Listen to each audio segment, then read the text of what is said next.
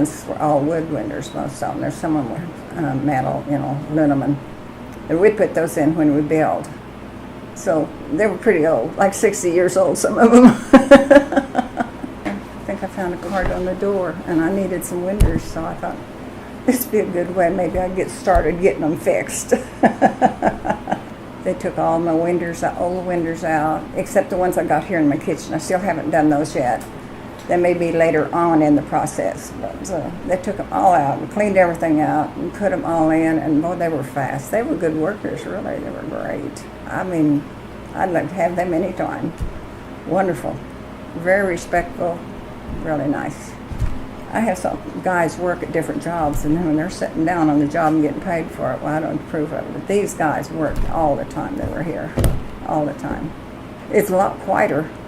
I haven't heard any of the earthquakes or anything like that. I haven't felt any of them even.